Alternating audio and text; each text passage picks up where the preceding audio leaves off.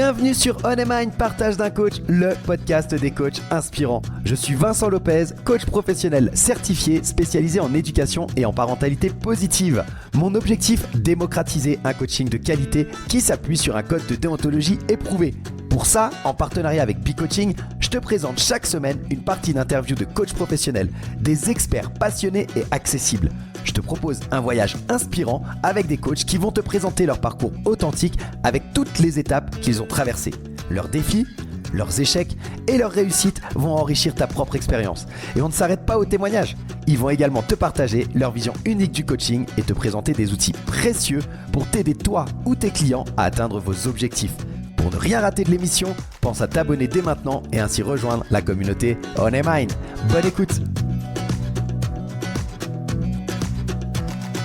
Salut à toutes et à tous, bienvenue dans ce 40e épisode de On Mind, partage de coach, le podcast des coachs inspirants. Je suis super content de te retrouver pour la 4e et dernière partie de notre échange avec Morgane Sibéril, que tu as pu découvrir lors des 3 épisodes précédents et qui partage finalement avec nous son expérience et des astuces aussi inestimables. Aujourd'hui, on va se concentrer sur des trucs et astuces que Morgane peut apporter aux jeunes coachs ou à ceux qui s'interrogent sur le monde du coaching.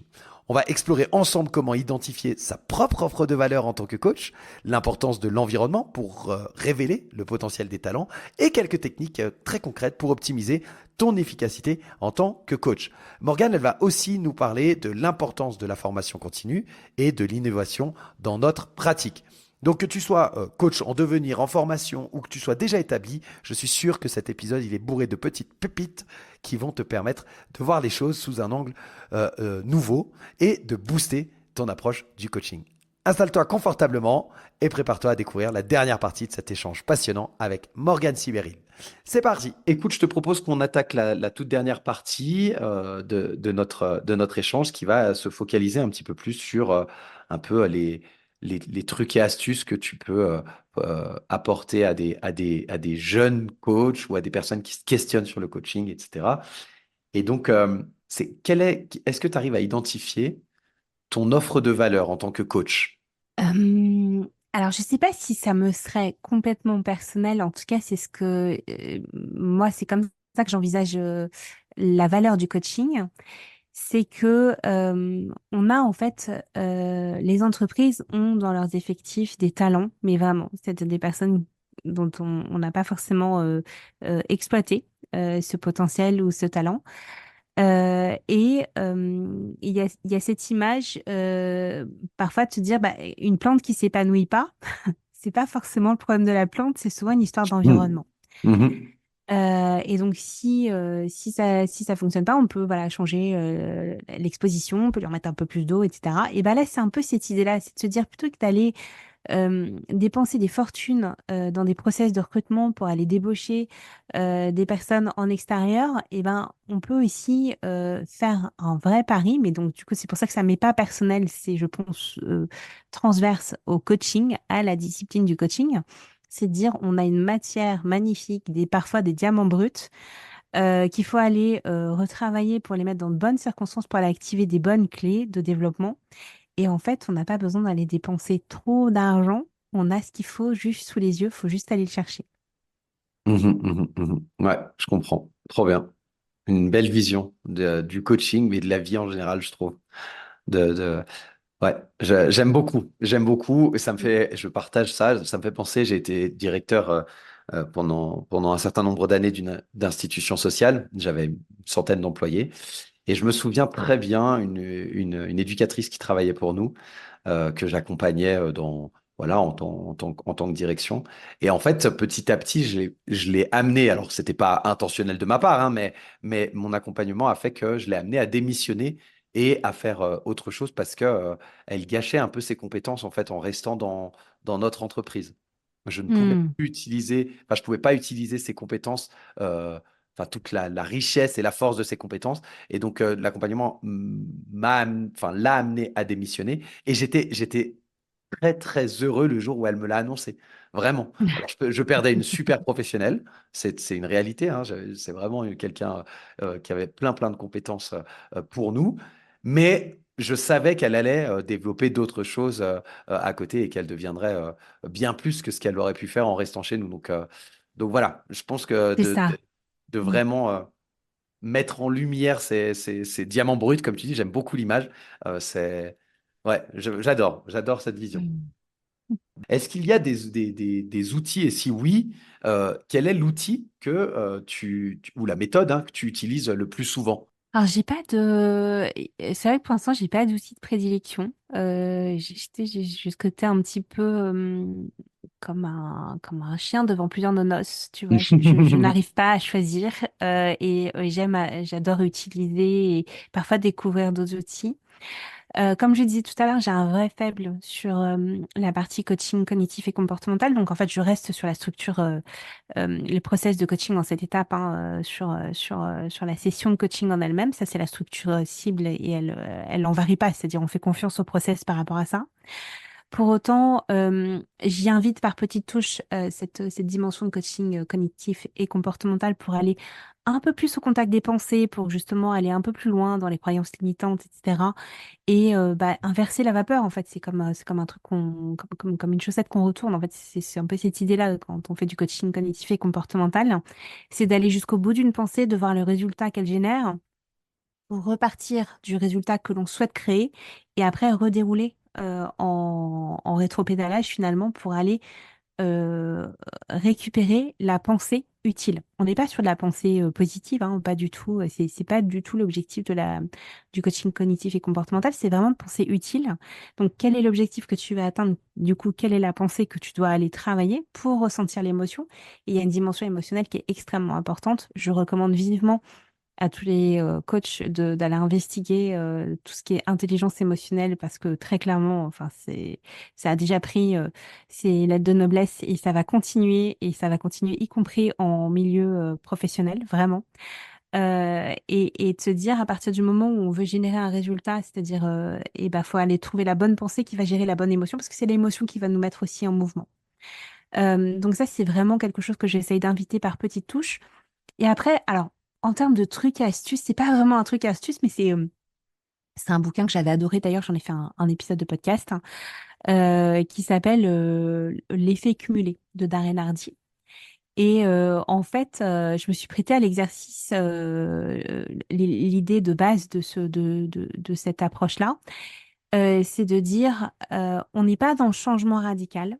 On évite de faire du changement radical d'ailleurs parce que c'est celui qu'on ne tient pas sur la durée. Et on le disait, et ça revient finalement au fil rouge un peu partout. Ce qui compte, c'est de pouvoir faire cette course de fond et non pas de faire le sprint. Et ben là, c'est un peu la même idée. C'est-à-dire que quand on va à obtenir un changement majeur et durable, l'idée, c'est de faire des petites actions, mais répétées et soutenues sur la durée.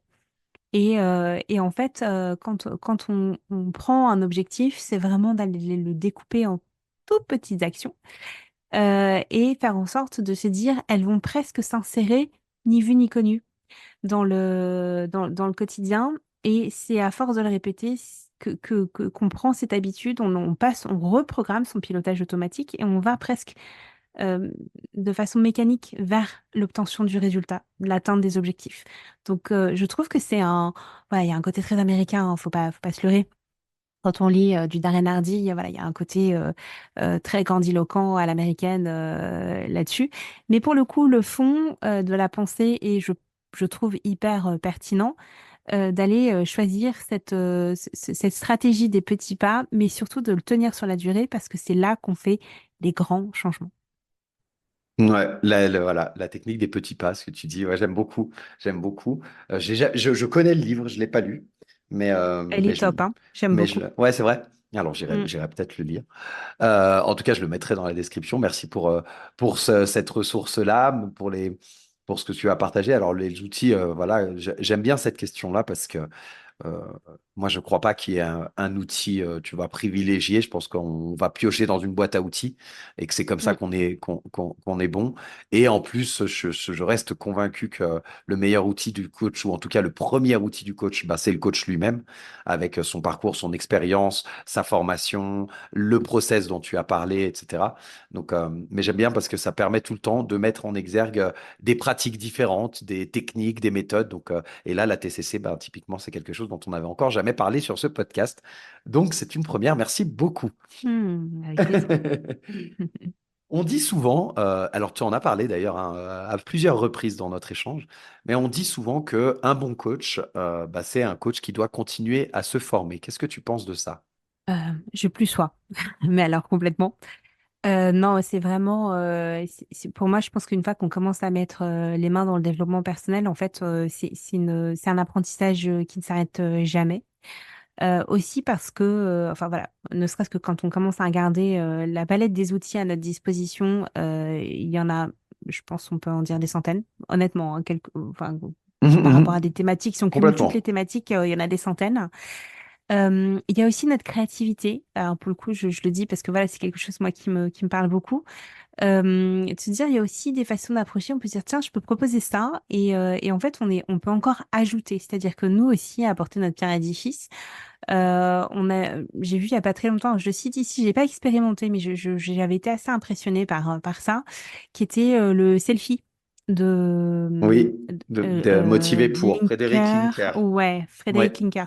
Mhm. Et j'ai trouvé que c'était assez dingue de voir que, bah, en fait, on pouvait encore créer des outils qui permettent finalement d'aider. Alors là, il est vraiment plus dans la pratique d'aider la pratique du coach, mais pour autant d'arriver à agglomérer tout un tas de connaissances, de sujets, etc., pour en refaire une autre méthode.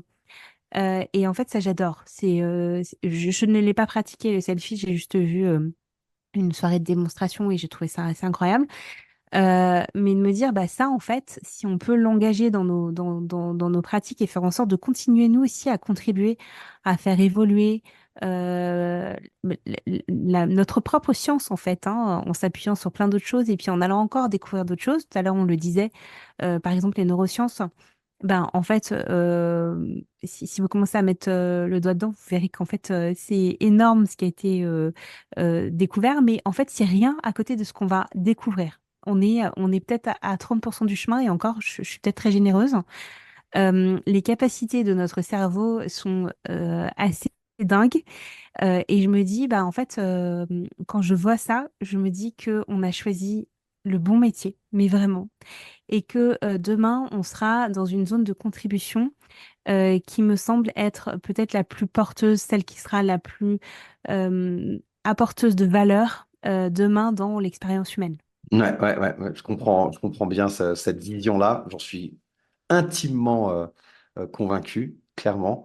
Pour rebondir sur ce que tu disais, ben, dans les outils et le selfie, moi j'ai la chance d'être formé.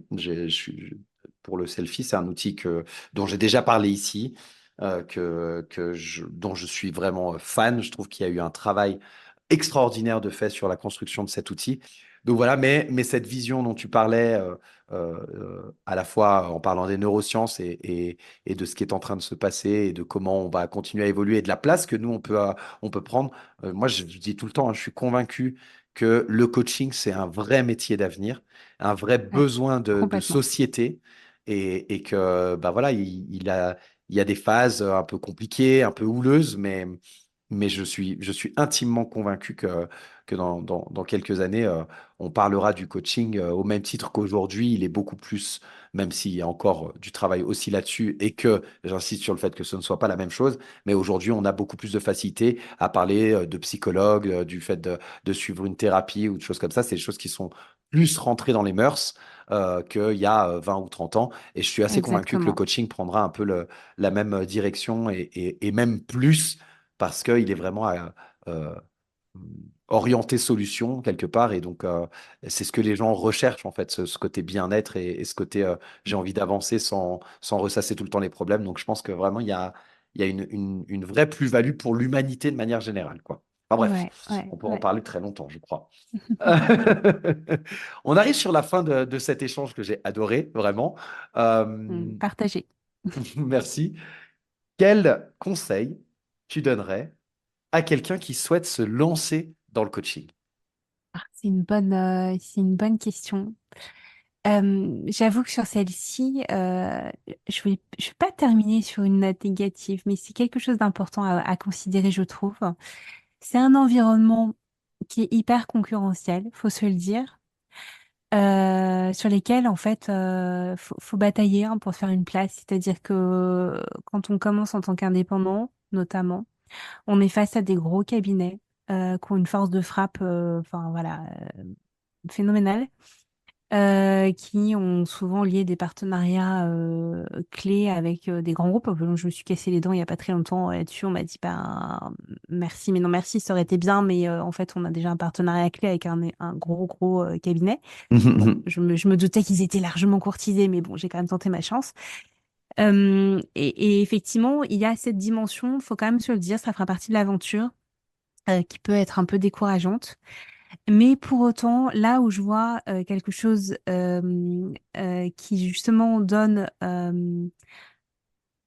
cette dimension d'engagement, cette volonté d'y aller, bah, c'est quand je rencontre toute la communauté, BE Coaching, voilà, des gens qui sont aussi en tant qu'indépendants, qui du coup, en fait, ont une richesse de points de vue, une richesse, on l'a cité, tu vois, rien que dans cette interview aujourd'hui, mais dans toutes celles que tu as faites, tellement d'idées, tellement de partages, tellement de choses à donner et à faire en sorte que bah, finalement, le vivier d'une communauté comme BE Coaching, elle est mais, hyper riche. Et en fait, cette richesse-là, alors je veux pas euh, faire comment dire, de projections ou d'hypothèses mal placées, mais je pense qu'elle n'est pas aussi riche dans un cabinet qui peut fonctionner un peu plus peut-être en vase clos.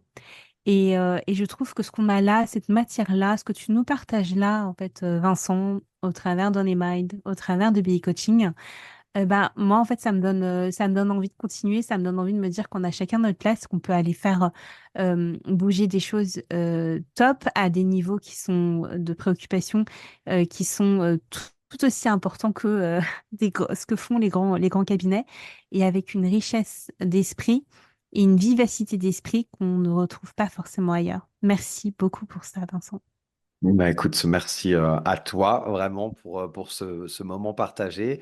Merci pour effectivement, je pense que c'est ces deux mondes un peu différents. Sans doute qu'il y a des très grands cabinets qui fonctionnent bien et qui ont aussi une très belle énergie et des bonnes personnes à l'intérieur, hein. Je vais pas dire l'inverse.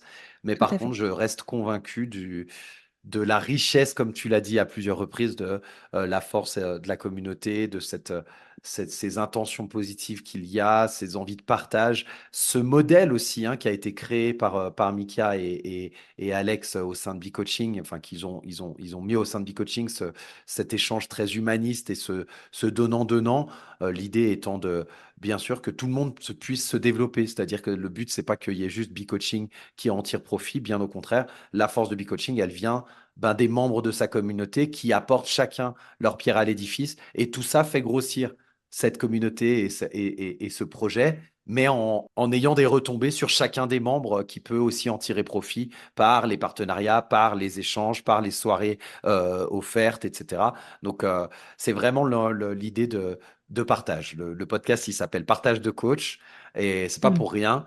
Et, et je terminerai peut-être moi là-dessus, c'est que tu as partagé là beaucoup de choses et le podcast s'appelle On Mind Partage de coach, le podcast des coachs inspirants. L'idée, c'était de pouvoir eh ben, donner à l'audience des parcours de vie très accessibles et réalistes sans aller dans des gens qui sont dans ce monde-là déjà depuis 20 ou 30 ans. Et il y en a certains que j'inviterai et avec grand plaisir, hein, mais qui paraissent un peu déconnectés de ce que peuvent vivre des coachs qui sont actuellement en formation ou qui viennent de sortir de formation et qui se lancent aujourd'hui en France ou dans la francophonie en tant qu'entrepreneurs et qui rencontrent des difficultés, et dans le coaching particulièrement, qui sont différentes de celles que les précurseurs ont rencontrées. Ils en ont rencontré aussi, mais c'était d'autres difficultés et je voulais C'est quelque ça. chose qui soit vraiment ancré dans la réalité d'aujourd'hui, quoi. Donc,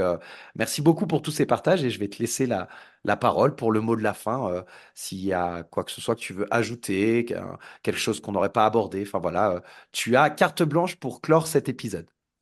Ah ouais, quel honneur. Merci beaucoup, Vincent. Un peu de pression quand même, parce que du coup, j'avais pas prévu. Non, non, il faut pas, il faut pas. On est juste tous Non, les mais deux, il y a personne qui écoute. c'est ça, il n'y a personne. Trois fois rien.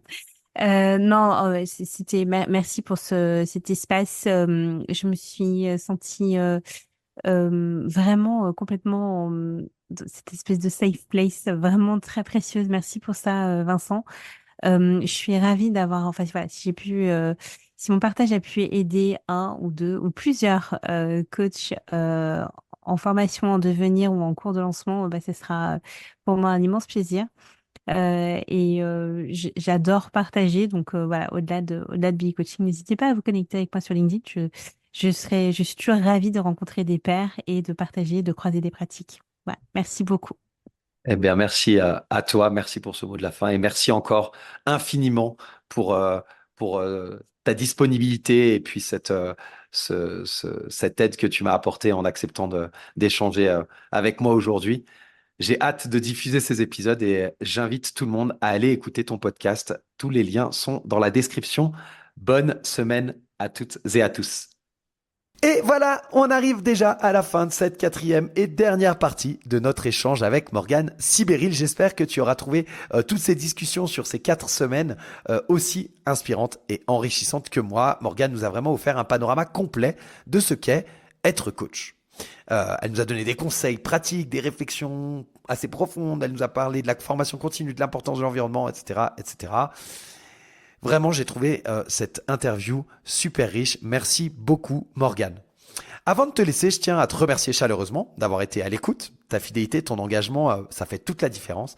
N'oublie pas de jeter un petit coup d'œil à la description de cet épisode pour retrouver tous les liens utiles, y compris ceux vers le podcast de Morgane et d'autres ressources qu'on a pu mentionner. Si cet épisode t'a plu, pense à laisser un avis sur Apple Podcasts, sur Spotify, etc. De partager avec tes amis, collègues qui pourraient être intéressés. Ton feedback, ton soutien, c'est essentiel pour aider à grandir et à améliorer le contenu. Un petit résumé très rapide des 7 outils que Morgane nous a partagés aujourd'hui. Elle nous a parlé de l'effet cumulé de Darren Hardy, utiliser des petites actions répétées pour obtenir des changements énormes. Elle nous a parlé de coaching cognitif et comportemental, travailler sur des pensées utiles pour générer les comportements souhaités. Elle nous a parlé de la structure des sessions de coaching, avoir une structure bien définie tout en intégrant ses propres techniques spécifiques à soi, disons. On a parlé de l'intelligence émotionnelle, de développer cette compétence pour réussir à mieux comprendre et à gérer ses propres émotions. On a parlé une nouvelle fois, bien sûr, de la communauté et du partage de pratiques, de participer à des communautés comme B-Coaching, par exemple, pour échanger et ça nous permet de nous enrichir mutuellement. Et on a parlé également de la formation continue, de se former continuellement pour rester à jour avec les nouvelles connaissances, les nouvelles techniques, etc. Et enfin, on a parlé de l'innovation et de la créativité dans les outils, d'être ouvert à découvrir et à intégrer des nouveaux outils et des nouvelles méthodes. Alors maintenant, on en termine avec l'interview de Morgane. Et la semaine prochaine, petit teasing, on se retrouve, j'ai une bonne nouvelle, on se retrouve pour reprendre l'interview de Béatrice que nous avions dû suspendre à la fin du mois de juin à cause de mes petits soucis informatiques. Donc je rediffuserai la première partie de l'interview la semaine prochaine et j'enchaînerai directement avec la seconde partie inédite, disons. Béatrice, elle a un parcours qui est fascinant, elle a des conseils incroyables à partager. T'as pas envie de rater ça. Donc, je te remercie encore d'être toujours là, d'écouter, d'être présent. Et on se retrouve la semaine prochaine pour un nouvel épisode de On Your Mind, partage de coach, le podcast des coachs inspirants. D'ici là, prends soin de toi. À très vite.